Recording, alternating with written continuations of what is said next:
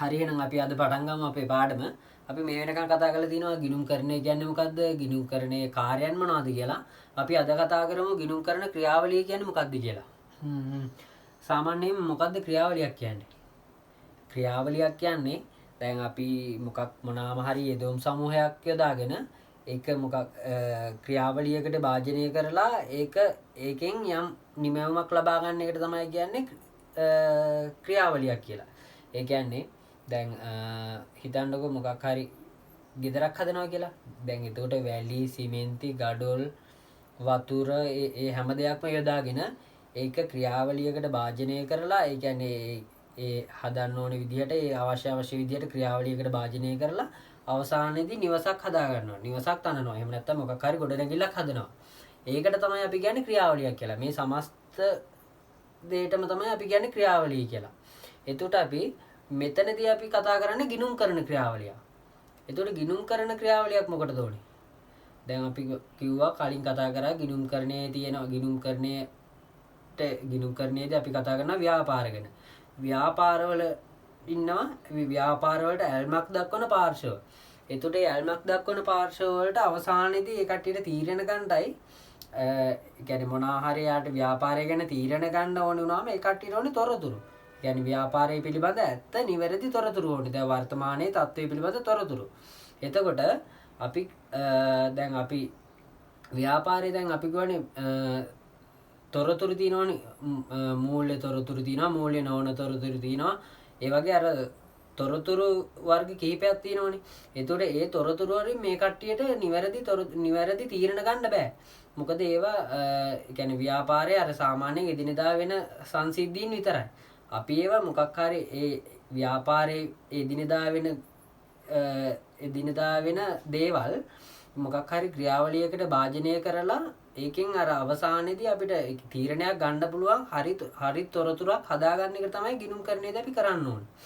ඒකට අපි කියනවා ගිණුම්කරණ ක්‍රියාවලිය කියලා. ඒ කියන්නේ ගිණුම්කරණයේ තියෙන යෙදවුම් යම් ක්‍රියාවලියකට භාජනය කරලා නිමැවුමක් ලබා ගන්න එකට තමයි අපි කියන්නේ ගිණුම්කරණ ක්‍රියාවලිය කියලා. හරිනේ? ඒකෙදී අපි යෙදවුම් තියනවා යෙදවුම් ඊළඟ ක්‍රියාවලිය ඊළඟ නිමැවුම්.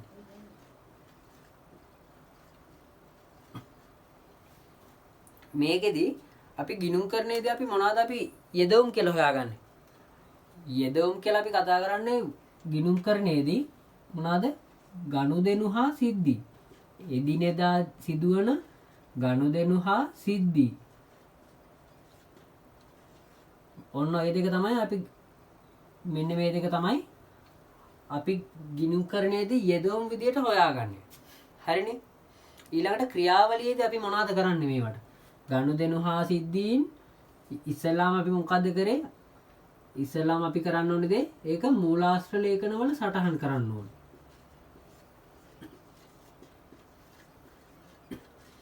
මූලාශ්‍ර ලේඛනවල සටහන් කළා ඊළඟට අපි සටහන් කරන්න ඕනේ ඒවා මූලික පොත්වල. ඊළඟට ඒක ලෙජර් ගිණුම් වල සටහන් කරන්න ඕනේ.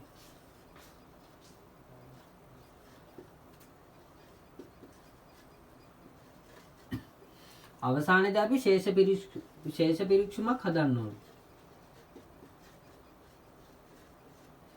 ඊළඟට මේ ශේෂ පිරික්සුම යොදාගෙන අපි හදන්න ඕනේ ගිණුම්කරණ නිමැවුම්. එතකොට ගිණුම්කරණ නිමැවුම් කියලා අපි මොනවද ගන්නෙ? ඒ කියන්නේ අවසන් ගිණුම් කියලා කියනවා. අවසන් ගිණුම් එහෙම නැත්නම් මූල්‍ය ප්‍රකාශන කියලා කියනවා.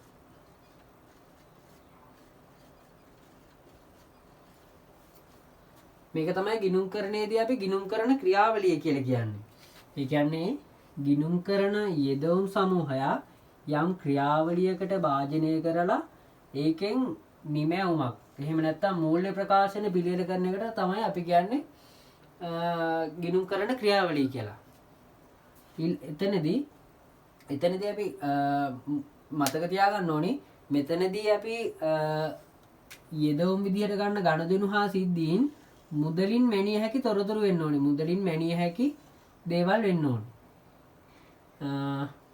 ඊළඟට අපි බලමු මේ එකින් එක ගැන අපි කතා කරමු මේ යෙදවුම් මොනවාද ක්‍රියාවලිය මොනවාද නිමැවුම් මොනවාද කියලා.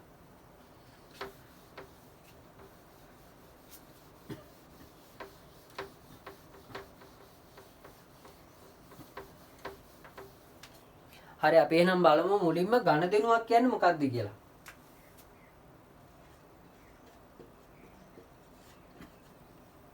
මොකද්ද ගණදෙනුවක් කියන්නේ? ගණදෙනුවක් කියන්නේ දැන් සාමාන්‍යයෙන් ව්‍යාපාරයේ තියෙනවා වත්කම් තියෙනවා වගකීම් තියෙනවා හිමිකම් තියෙනවා ඊළඟට වියදම් ආදායම් තියෙනවා.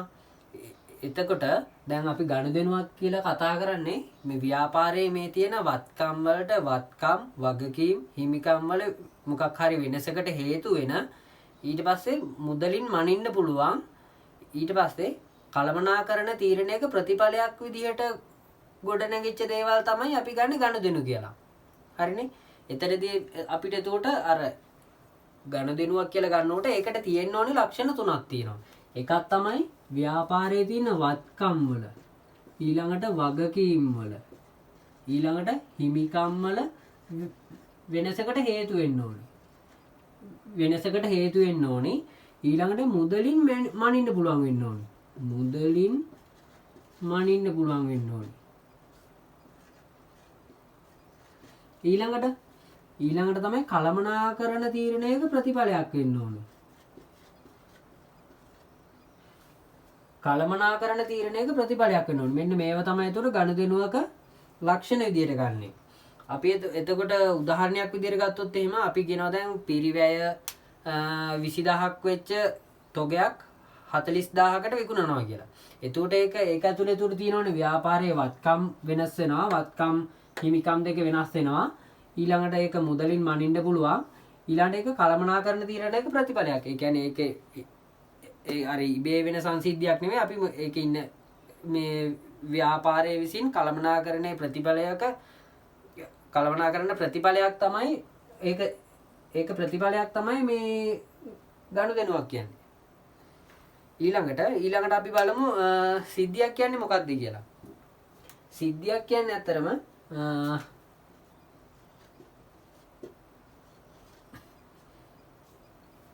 සිද්ධියක් කියන්නේ ඒකත් වත්කම් වගකීම් වල වෙනසකට හේතු වෙන්න ඕනේ.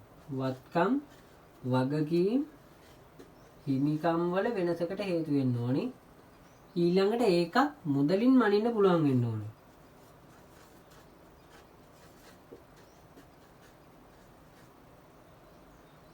මුදලින් මනින්න පුළුවන් වෙන්න ඕනේ. ඊළඟට ඒකේ තියෙන්නේ කළමනාකරණයක තීරණයක් නොවන.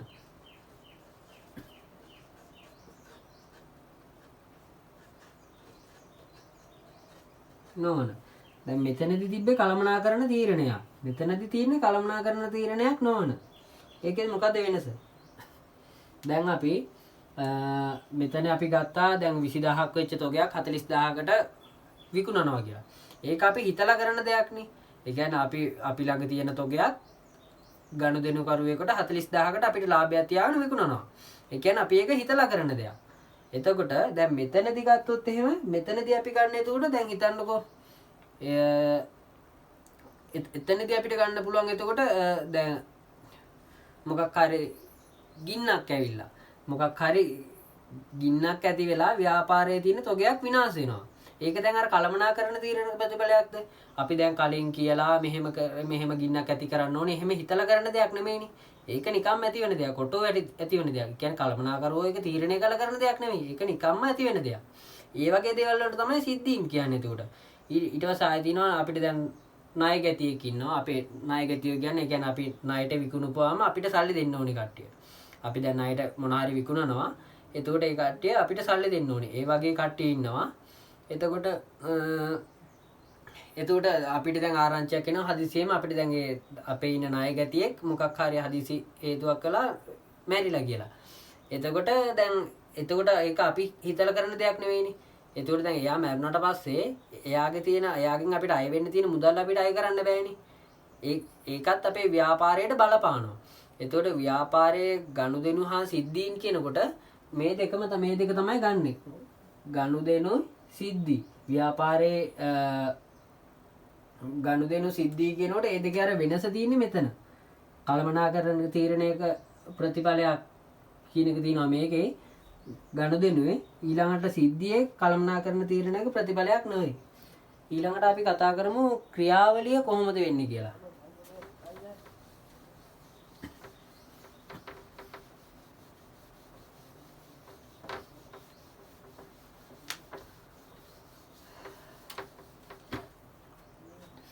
ගිණුම් කරන ක්‍රියාවලියේදී අපි මුලින්ම කිව්වේ කොහොමද?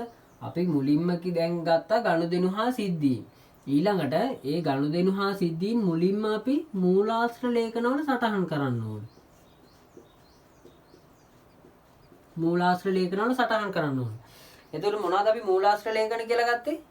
ලදුපත, ගෙවීම් වවුචරය, ගැනුම් ඉන්වොයිසිය, ඒ වගේ තිබ්බගේ මේ මූලාශ්‍ර ලේඛන 7ක් පිළිබඳ මම ඔයාලට කිව්වා. ඒ මූලාශ්‍ර ලේඛනවල ඒ අවශ්‍ය විදිහට ඒ ගනුදෙනු හා සිද්ධීන් අපි සටහන් කරගන්න ඕනේ. ඒ කියන්නේ ඒ ගනුදෙනුවක් හරි සිද්ධියක් හරි ඒ වෙලා ඒ පිළිබඳ සංක්ෂිප්ත සටහනක් තමයි අපි මේ මූලාශ්‍ර ලේඛනවල සටහන් කරන්නේ.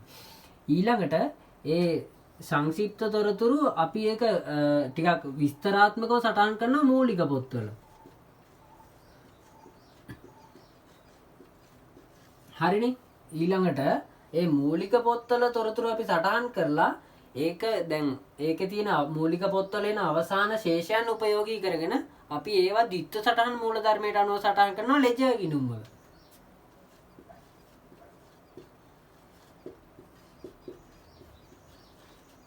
හරිනේ. ඊළඟට දැන් ඒ ගිණුම් කාල පරිච්ඡේදයක් අවසානයේදී ඒ සියලුම ලෙජර් ගිණුම් තුලනය කරලා අපි හදනවා ශේෂ පිරික්සුම.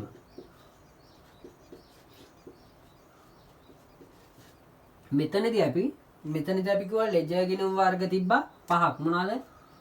වත්කම්, වගකීම්, වියදම්, ආදායම් සහ හිමිකම්. ඔය වගේ 5ක් තිබ්බා කිව්වා. ඒතකොට ශේෂ පිරික්සුම හදනකොට අපි සාම්ප්‍රදායිකව කිව්වා කොහොමද වත්කම් දාන්නේ ශේෂ පිරික්සුමේ හරට. වගකීම් දාන්නේ ශේෂ පිරික්සුමේ බැරට. වියදම් දාන්නේ හරට. ආදායම් දාන්නේ බැරට. හිමිකම් දාන්නේ බැරට. හරිනේ. ওই විදිහට තමයි අපි ශේෂ පිරික්සුමට ඇතුළත් කරන්නේ මේවා. මේවා ශේෂ පිරික්සුමට ඇතුළත් කරන්නේ ওই විදිහට. ඊළඟට අපි බලමු ගිණුම්කරණයේ මොනවාද තියෙන නිමැවුම් කියලා. දැන් අපි කලින් ගිණුම්කරණයේදී කතා කරා යෙදවුම් කියන්නේ මොනවද? ඊට පස්සේ ඒක මොන වගේ ක්‍රියාවලියට භාජනය කරන්න කියලා. දැන් අපි බලමු ගිණුම්කරණ නිමැවුම් කියන්නේ මොනවද කියලා. ඒ කියන්නේ ගිණුම්කරණයේදී අපිට මේ ක්‍රියාවලියකට භාජනය කරාම අපිට ලැබෙන නිමැවුම් මොනවද කියලා. ගිණුම්කරණ නිමැවුම් ලෙස අපි මෙතන ගන්නේ මූල්‍ය ප්‍රකාශන. ඒ කියන්නේ මූල්‍ය ප්‍රකාශන තමයි අපි හදන්නේ.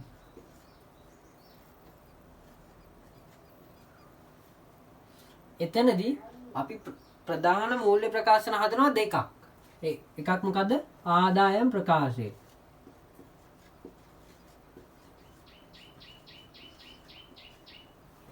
ඊළඟ එක මොකද්ද? මූල්‍ය තත්ත්ව ප්‍රකාශය.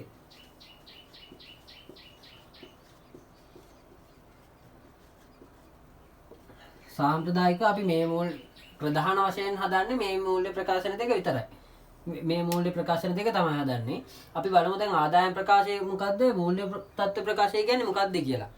එතකොට ඉස්සෙල්ලාම අපි කතා කරමු ආදායම් ප්‍රකාශය කියන්නේ මොකක්ද කියලා. දැන් සාමාන්‍යයෙන් ව්‍යාපාරයක ලාභයක් හරි අලාභයක් හරි ද වර්ෂයක් අවසානයේදී මොකක් හරි ගිණුම් කාල පරිච්ඡේදයක් අවසානයේදී ව්‍යාපාරයක් දැන් ලාභ ලබලාද එහෙම නැත්නම් ඒක පාඩු ලබලාද කියලා බලා ගන්න තමයි මේ ආදායම් ප්‍රකාශය කියන එක හදන්නේ. තේරුණාද? එතකොට දැන් මේ ආදායම් ප්‍රකාශය හදන්න අපිට මොනවද ඕනි වෙන්නේ? ඒ යම් කාල පරිච්ඡේදයකට අදාළ ආදායම් සහ ඒකට අදාළ වියදම්. ඒකට අදාළ ආදායම් සහ වියදම් තමයි ඕනි. ඒතර කාල පරිච්ඡේදයෙන් අපි බලාගන්නේ මොකද්ද? ගිණුම් කාල පරිච්ඡේදයක් අවසානයේදී ඒ ව්‍යාපාරයේ ලාභ ලබලාද පාඩු ලබලාද කියලා. ඒකෙදි අපි මේ වගේ ආකෘතිය සරලව යොදා ගන්න පුළුවන්. ආදායම් ප්‍රකාශය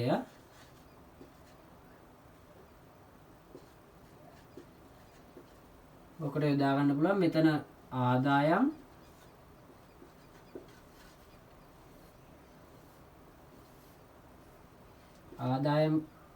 යොදා ගන්න පුළුවන්.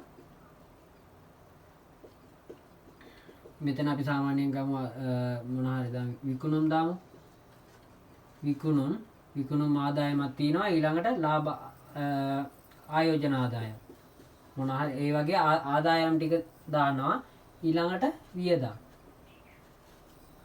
වියදම් මොනවාද? විකුණුම් පිරිවැය. ඊළඟට තියෙනවා බෙදා හැරීමේ වියදම්. ඒ වගේ වියදම් සමූහයක් දානවා මෙතෙන්ට. එතකොට මේ ටිකේ එකතුව ගන්නවා මේ පැත්තට, මේ ටිකේ එකතුව ගන්නවා මේ පැත්තට. ඊළඟ මේ ආදායම් වල සම්පූර්ණ එකතුවෙන් වියදම් වල සම්පූර්ණ එකතුව අඩු කරාම අපිට එනවා කාල පරිච්ඡේදයේ ලාභය. අපි මේවා විස්තරාත්මකව ඉස්සරහට කොහොමද හදන්නේ කියලා අපි කතා කරමු එකින් එක. දැනට සාරාංශකට සටහනක් විදිහට ගත්තොත් මේ විදිහට තමයි අපි ආදායම් ප්‍රකාශය හදන්නේ. ඊළඟට අපි ගමු මූල්‍ය තත්ත්ව ප්‍රකාශය කියන්නේ මොකක්ද කියලා. දැන් එතකොට අපි කතා කරා ගිණුම් මූල්‍ය ප්‍රකාශන තුල හදනවා කියලා ආදායම් ප්‍රකාශය මූල්‍ය තත්ත්ව ප්‍රකාශයයි. දැන් මේ ආදායම් ප්‍රකාශය කිව්වේ මොකද්ද? ව්‍යාපාරයේ තියෙන ලාභය හරි අලාභය හරි යම් ගිණුම් කාල පරිච්ඡේදයක් අවසානයේදී ව්‍යාපාර ලාභ ලබලාද පාඩු ලබලාද කියලා මේක බලා ගන්න පුළුවන්. එතකොට අපි මතක තියාගන්න ඕනේ දැන් මෙතන ව්‍යාපාරයේ දැන් ආදායම් වැඩි නම් වියදම් වලට වඩා එතන තියෙන ලාභය. ඊළඟට ආදායම් අඩුයි නම් වියදම් වලට වඩා එතන තියෙන අලාභය. හරිනේ? ඔහොම තමයි කාල පරිච්ඡේදයේ ලාභය හෝ අලාභය හොයාගන්නේ. ඊළඟට අපි බලමු මූල්‍ය තත්ත්ව ප්‍රකාශය කියන්නේ මොකක්ද කියලා. මූල්‍ය තත්ත්ව ප්‍රකාශය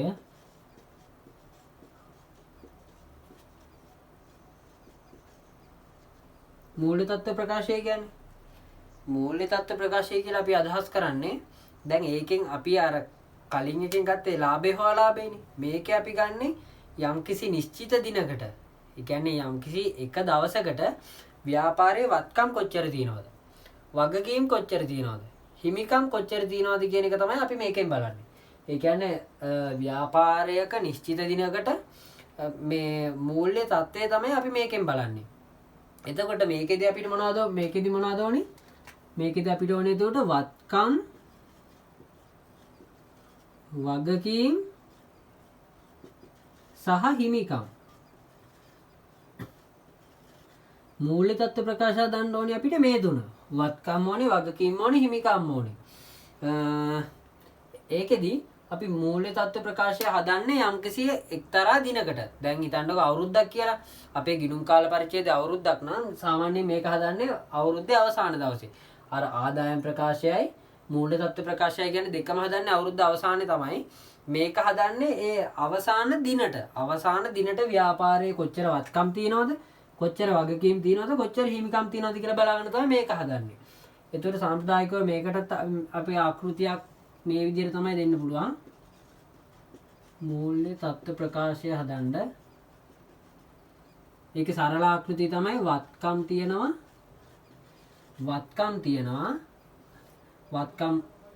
තියෙනවා මෙතන. වත්කම් වර්ග තියෙනවා. ඊළඟට ඒ ටික එකතු ගන්නවා. ඊළඟට වගකීම් තියෙනවා, හිමිකම් තියෙනවා. එතකොට මෙතන තියෙනවා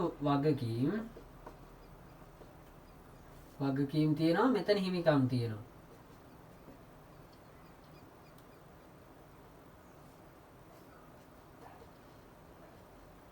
එතකොට අපි ගත්තොත් එහෙම සාම්ප්‍රදායිකව මේ ගත්තොත් එහෙම වත්කම් වල එකතුව මෙතන වගකීම් සහ හිමිකම් කියන දෙකේ එකතුවට සමාන වෙන්න ඕන. වත්කම් කියන එකේ එකතුව මේ වගකීම් සහ හිමිකම් කියන දෙකේ එකතුවට සමාන වෙන්න ඕන. මෙතන අපි මේ ආකෘතිය හදනකොට සාමාන්‍යයෙන් අපි ආකෘතියේ තියෙන්නේ මුලින් තියෙන්නේ හිමිකම ඊළඟට වගකීම. ආකෘතිය හදද්දී අපි මෙහෙම තමයි ගන්නෙ. වත්කම්, හිමිකම්, වගකීම්. ඒකට වත්කම් වල එකතුව මේ දෙකේ එකතුවට සමාන වෙන්න ඕන. මේකේ එකතුවට සමාන වෙන්න ඕනේ වත්කම් වල එකතුව. එතෙන්දී අපි බලන්නේ එතකොට මූල්‍ය තත්ත්ව ප්‍රකාශයේදී යම්කිසි නිශ්චිත දිනකට තියෙන ව්‍යාපාරයේ කොච්චර වත්කම් තියනවද කොච්චර වගකීම් තියනවද කියලා. අපි අද කතා කරා ගිණුම් කරන ක්‍රියාවලිය කියන්නේ මොකක්ද කියලා. ගිණුම් කරන ක්‍රියාවලිය කිව්වේ එතකොට මොකද්ද? ගිණුම් කරණයේ තියෙන ගනුදෙනු හා සිද්ධීන්. ඒ කියන්නේ යෙදවුම්. සිද්ධීන් යම්කිසි ක්‍රියාවලියකට භාජනය කරලා මූල්‍ය ප්‍රකාශන. එහෙම නැත්නම් අවසන් ගිණුම් හදන එකට තමයි අපි කිව්වේ ගිණුම් කරන ක්‍රියාවලියක් කියලා. ඒකෙදී යෙදවුම් විදියට ගත්තේ මොනවද? ගනුදෙනු හා සිද්ධීන්. ඒතකොට ගනුදෙනුවක් කිව්වේ ව්‍යාපාරයේ වත්කම් වලට, වගකීම් වලට, හිමිකම් වලට ඒ වගේ වෙනස් වීමකට හේතු වෙන. ඊට පස්සේ මුදලින් මැනින්න පුළුවන් අර කළමනාකරණ තීරණයක ප්‍රතිඵලයක් වුණ දේවල් තමයි අපි ගත්තේ ගනුදෙනුවක් කියලා. එතකොට සිද්ධියක් කිව්වේ වත්කම් වලට, වගකීම් වලට, හිමිකම් වලට වෙනසකට හේතු වෙන මුදලින් අගය කරන්න පුළුවන් ඒ වගේම කළමනාකරණයේ තීරණයක ප්‍රතිඵලයක් නොවන දේවල්. ඒවට තමයි සිද්ධීන් කිව්වේ. ඊට පස්සේ අපි ගත්ත ගිණුම් කරන ක්‍රියාවලිය පිළිබඳව ඒ කියන්නේ ගනුදෙනු හා සිද්ධීන් භාජනය කරන ක්‍රියාවලිය. ඒකෙදි අපි කිව්වා මුලින්ම මූලාශ්‍ර ලේඛන වල සටහන් කරනවා, ඊළඟට මූලික පොත්වල සටහන් කරනවා, ඊළඟට ලෙජ්ජා ගිණුම් වල සටහන් කරනවා, ඊළඟට ඒවා ලෙජ්ජා ගිණුම් වල ආශ්‍රයෙන් අපි හදනවා ශේෂ පිරික්සුම. ඒ ශේෂ ඒක තමයි අපි කරන ක්‍රියාවලිය. ඊට පස්සේ අවසානයේදී අපි ගිණුම් කරන නිමැවුම් විදියට අපි මොනවද ගන්නෙ? මූල්‍ය ප්‍රකාශන. මූල්‍ය ප්‍රකාශන නොහොත් අවසන් ගිණුම්. ඒ කියන්නේ අවසන් ගිණුම් කියන්නේ දෙකම එකයි. එතකොට අපි සාම්ප්‍රදායිකව අපි හදනවා ව්‍යාපාරයක අවසන් ගිණුම් කට්ටල දෙකක්. එකක් තමයි ආදායම් ප්‍රකාශය, අනිත් එක තමයි මූල්‍ය තත්ත්ව ප්‍රකාශය. ඒ කියන්නේ ආදායම් ප්‍රකාශයෙන් අපි මොනවද හෙව්වේ? ව්‍යාපාරයක් එක්තරා මොකක් හරි කාල පරිච්ඡේදයකදී උපයපු ලාභය හෝ අලාභය. ඒ වර්ෂයක් අවසානයේදී ඒ ගිණුම් කාල පරිච්ඡේදයක අවසානයේදී ඒ ව්‍යාපාරයේ විසින් ලාභයක් ලැබුවද එහෙම නැත්නම් අලාභද කියලා හොයාගන්න එක තමයි ඒකෙන් බැලුවේ. එතනදී අපි යොදාගත්තේ මොනවද? ආදායම් සහ වියදම්. ඒ කියන්නේ කාල පරිච්ඡේදයට අදාළ ආදායම් සහ වියදම්. ඊළඟ මූල්‍ය තත්ත්ව ප්‍රකාශය කිව්වේ යම්කිසි ගිණුම් කාල පරිච්ඡේදයක් අවසානයේදී. ඒ කියන්නේ ඒ අවසාන දිනේදී නිශ්චිත දිනකට. එහෙම නැත්නම් දැන් අපි සරලව කිව්වොත් එහෙම අපි මූල්‍ය තත්ත්ව ප්‍රකාශය කිව්වේ කිසියම් නිශ්චිත දිනකට ව්‍යාපාරයේ තියෙන වත්කම් කොච්චරද, වගකීම් කොච්චරද, හිමිකම් කොච්චරද කියලා හදාගන්න බලාගන්න හදන ලේඛනය. ඒකට තමයි අපි කිව්වේ මූල්‍ය තත්ත්ව ප්‍රකාශය කියලා. අපි එතනදී යොදාගත්තේ මොනවද?